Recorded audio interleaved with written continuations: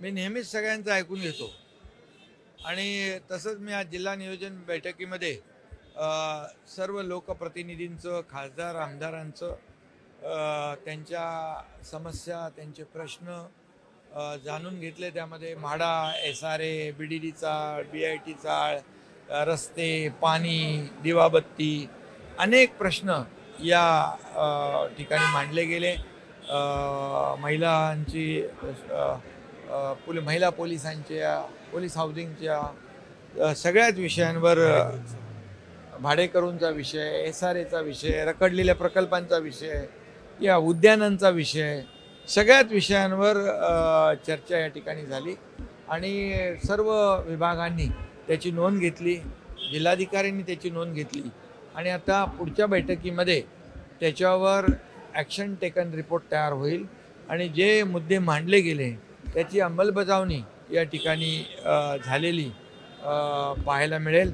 अशा प्रकारची अपेक्षा मी अधिकाऱ्यांकडून व्यक्त केलेली आहे आणि मुंबईसाठी जे पिण्याच्या पाण्यासंदर्भात देखील, गारगाई डॅम संदर्भात, डिसॅलिनेशन 400 MLDचं त्याच्यावर देखील आपली चर्चा झालेली आहे आणि एक क्लस्टर योजना जी आहे, रखडलेले प्रकल्प मार्गी लावणे पाहिजे, SRAचे आणि म्हाडाचे हे क्लस्टरच्या माध्यमातून आपण मार्गी लावले तर मोठ्या प्रमाणावर त्यांना आपण सोयीसुविधा देऊ शकतो, ॲम्युनिटी देऊ शकतो, ओपन स्पेस देऊ शकतो, गार्डन, शाळा, आरोग्याच्या सुविधा आणि त्यावर देखील यामध्ये चर्चा झाली.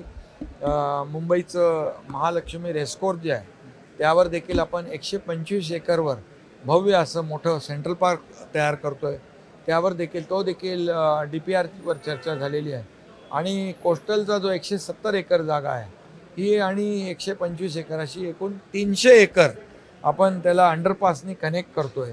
त्यामुळे मोठा ऑक्सिजन पार्क या मुंबईमध्ये एक जागतिक दर्जाचं तयार होईल, त्यावर देखील चर्चा झाली. एकंदरीत सर्व मुंबईच्या विकासावर साधक बाधक चर्चा होऊन त्याची नोंद घेतलेली आहे आणि त्याची अंमलबजावणी नक्की होईल.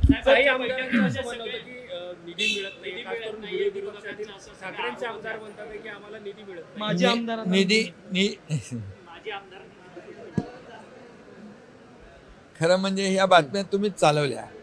आता जिल्हाधिकाऱ्यांनी मी विचारलं यावर्षी तुम्ही किती निधी दिलाय, बोले अद्याप कुणालाही निधीचं वाटप केलेलं नाही, आता होईल निधीचं वाटप आणि त्यामुळे शेवटी विकासामध्ये आम्ही महायुती सरकार राजकारण कधी केले नाही, करणारही नाही.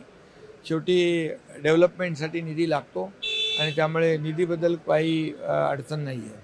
जे काँग्रेस सतत तुमच्या सरकारवर टीका करत असते त्याच काँग्रेसचे आमदार अमीन पटेल आज तुमच्या कामाची स्तुती करताना पाहायला मिळाले. कामाटीपुराच्या प्रकल्पामुळे तुमचे आभार सुद्धा मानले. म्हणजे आम्ही तिथं पक्षीय राजकारण आणलं का, लोकांच्या सुविधा बघितल्या, लोकांना न्याय देण्याचं काम आम्ही केलेलं आहे. त्यामुळे विकासामध्ये आणि लोकांना सोयीसुविधा देण्यामध्ये कुठलंही राजकारण आमचं सरकार आणणार नाही बिलकुल आणि माझा तो स्वभावही नाही.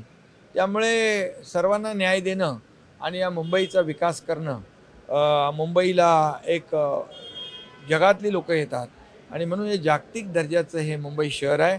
त्याच्यामध्ये जेवढं आपल्याला करता येईल, आता एक डीप क्लीन ड्राईव्ह पुन्हा सुरू होईल, यामध्ये ग्रीन कव्हर वाढवण्याचं काम सुरू होईल आणि जे हॉस्पिटल आहेत आपले, जे महापालिकेचे हॉस्पिटल, त्यामध्ये MRIच्या मशीनची मागणी मागच्या वेळेस केली, त्याचं देखील टेंडर फायनल होऊन एक 8-10 दिवसामध्ये त्या MRI मशीनची देखील वर्क ऑर्डर दिली जाईल असं देखील ठरलं. जे हॉस्पिटलमध्ये देखील MRIमुळे खूप वेटिंगला राहावं लागत होतं. मी जिल्हाधिकाऱ्यांना सूचना दिलेल्या ती आपल्या DPDCमधून ती MRI मशीन देण्यात यावी, त्यामुळे देखील नागरिकांना त्याचा फायदा होईल. आपण 0 प्रिस्क्रिप्शन केलं, औषधं मोफत केलेली आहेत. हिंदुहृदय सम्राट बाळासाहेब ठाकरे आपल्या दवाखान्यामध्ये आता टेस्ट आपण जवळपास 150पेक्षा जास्त तपासण्या आपण मोफत करतोय. हे सर्व जे आहे मुंबईकरांसाठी आपण या ठिकाणी करतो आहे आणि म्हणून मुंबईकरांना फार यामधून दिलासा मिळेल आणि उद्या तुम्ही मराठवाड्याच्या दौऱ्यावरती जाणार आहात. कशा पद्धतीचा तो तुमचा दौरा असणार? सोलापूर खरं म्हणजे प्रश्न आहे की उद्धव ठाकरे म्हणतात की मराठवाड्याला सापत्य वागणूक मिळते, ज्या पद्धतीची मदत मिळायला पाहिजे मिळत नाहीये. नाही. 10,000 कोटी केंद्र. खरं म्हणजे मराठवाड्यामध्ये खूप मोठ्या प्रमाणावर पूर परिस्थिती निर्माण झाली. अतिवृष्टी झाल्यामुळे मी कालच दिवसभर सर्व जिल्हाधिकाऱ्यांशी फोनवर चर्चा करत होतो. अनेक ठिकाणी NDRFच्या लोकांची चर्चा केली, आपल्या मुख्य सचिवांशी मी चर्चा केली, जिल्हाधिकाऱ्यांशी चर्चा केली, डिझास्टर मॅनेजमेंटशी चर्चा केली. ज्या ठिकाणी लोक अडकले होते तिथे एअरलिफ्ट करण्याची आवश्यकता पडली, तिथं आर्मीच्या लोकांशी बोललो, तिथून एअरलिफ्ट देखील लोकांना काल केलं. आणि म्हणून मला परिस्थिती तिकडची जी काय भीषण परिस्थिती कालपासूनच मी त्याचा आढावा घेत होतो. आज कॅबिनेटमध्ये देखील त्याच्यावर चर्चा झाली. मुख्यमंत्री महोदयांनी देखील त्यावर सर्वच मंत्रिमंडळाला सूचना केल्या की सर्व मंत्र्यांनी ज्या ज्या ठिकाणी पूर परिस्थिती निर्माण झाली आहे, शेतकऱ्यांचं नुकसान झालेलं आहे, पिकांचं नुकसान झालं आहे, त्या ठिकाणी आढावा घेण्यासाठी आम्ही जाणार आहोत. मुख्यमंत्री देखील स्वतः सोलापूरला जाणार आहेत, मी देखील धारावीला जाणार आहे, अजितदादा देखील जाणार आहेत जिल्ह्यामध्ये, आणि सर्व मंत्री देखील वेगवेगळ्या जिल्ह्यात जाणार. कारण शेवटी आज शेतकरी आपल्या संकटामध्ये आहे, हे मोठं संकट आहे. आणि म्हणून जेव्हा जेव्हा शेतकरी संकटात आला त्या वेळेस आम्ही त्याच्या मागं उभे राहिलेलो आहे. आणि म्हणून याच्या सगळं नुकसान जी काही आहे त्याचं पंचनामे युद्धपातळीवर करणे याला प्राधान्य आपण दिलेलं आहे. आणि जी लोक पुराच्या पाण्यामध्ये अडकली होती त्यांना सुरक्षित स्थळी हलवण्यासाठी त्याला प्राधान्य आम्ही काल दिलेलं आहे. आणि म्हणून मोठ्या प्रमाणावर यामध्ये शासन गांभीर्याने ह्या सर्व गोष्टी घेतलेल्या आहेत. त्यामुळे त्यांना मंत्री सुद्धा तुमच्या मुंबईमध्ये अनेक एसआरए प्रकल्प सुरू आहेत, त्याच्यामध्ये बहुतेक एसआरए प्रकल्प जे आहेत ते मोहित कंबोज यांच्या ॲस्पेक्ट या कंपनीला जातात आहेत असा आरोप जो आहे तो वर्षा गायकवाड खासदार जे आहेत त्या करताना पाहायला मिळत आहेत. मुंबई महानगरपालिकेच्या ज्या अभय योजनेअंतर्गत ज्या सफाई कर्मचाऱ्यांची वस्ती जिथे रिडेव्हलपमेंट होणार आहे जुहूमध्ये, ती 800 कोटींची जमीन देखील मोहित कंबोजच्या कंपनीला गेली असा आरोप त्यांच्याकडनं होतो. मला या बाबतीमध्ये मी एवढंच सांगू इच्छितो, मुंबईमध्ये रखडलेले एसआरएचे प्रकल्प, मुंबईमध्ये रखडलेले म्हाडाचे प्रकल्प हे युद्ध पातळीवर झाले पाहिजे. मुंबई बाहेर जो फेकला गेलेला आहे, इकडे नालासोपारा, वसई विरार, इकडे अगदी बदलापूर वांगणीपर्यंत तो पुन्हा मुंबईत आला पाहिजे.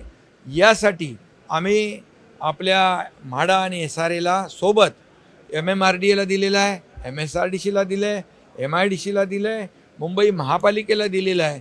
या सर्व जी प्राधिकरणं आहेत यांच्या माध्यमातून, जॉईंट व्हेंचरच्या माध्यमातून, क्लस्टरच्या माध्यमातून याला आम्ही प्राधान्य दिलेलं आहे, जेणेकरून हे रखडलेले 20-25 वर्षापूर्वीचे प्रकल्प मार्गी लागतील यासाठी आम्ही प्राधान्य देतो आहे. बाकी कोणाला काय मिळालं आहे त्याची माहिती माझ्याकडे नाही आहे, कुणी कुठले प्रकल्प राबवतो याची माहिती माझ्याकडे नाही. परंतु हे जॉईंट व्हेंचर केल्यामुळे, हे शासकीय प्राधिकरणं असल्यामुळे लोक विश्वास ठेवून रमाबाई आंबेडकर नगर 17,000 घरांचं आज आपण मार्गी लावतोय एसआरए आणि MMRDAमुळे. त्यांना भाडं 20-25 वर्ष मिळालं नव्हतं, त्यांना 160 कोटी भाडं आपण दिलेलं आहे. त्यामुळे ह्या सगळ्या रखडलेल्या प्रकल्पांना देखील चालना देतो.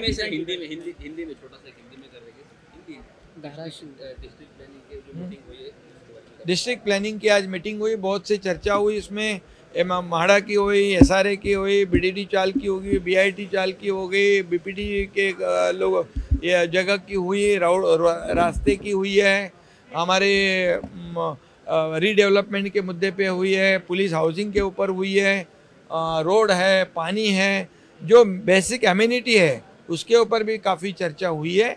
और इसीलिए सभी हमारे लोक प्रतिनिधि जो है, MP है, MLAs है, हमारे विधानसभा के अध्यक्ष है, ये सभी लोगों ने अपने अपने सुझाव रखे और हर विभाग ने उनकी जो सुझाव जो है उनको बारीकी से, ध्यान से, गंभीरता से लिया हुआ है.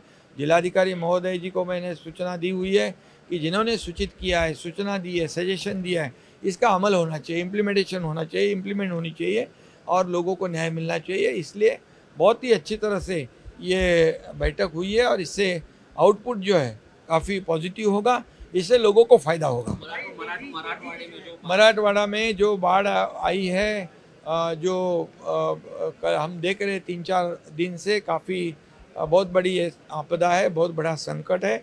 और इसलिए मुख्यमंत्री स्वयं, मैं खुद, हमारे अजीत दादा, सभी मंत्रिमंडल के मंत्री अलग अलग ज़िले में जाएंगे, वहाँ का जायज़ा लेंगे, वहाँ के लोगों को, किसानों को राहत देंगे और जल्द से जल्द उनको जो नुकसान हुआ है वो सरकार, शासन उनको नुकसान भरपाई देगी ताकि उनको राहत मिलेगी। और जब जब ऐसा मौका, जब जब संकट आता है, आपदा आती है, तब तब सरकार उनके पीछे खड़ा रहा है, क्योंकि किसान ये हमारा अन्नदाता है और उसको हम बिल्कुल उसके पीछे पूरी खंभीरता से और ताकत से खड़े रहेंगे। ये पहले भी किसानों को मदद की है, अभी भी करेंगे और किसानों को न्याय देने का काम हमारी मायावती सरकार। फंड्स को कोई विवाद नहीं है, कोई वाद विवाद नहीं है, सब ठीक ठाक है।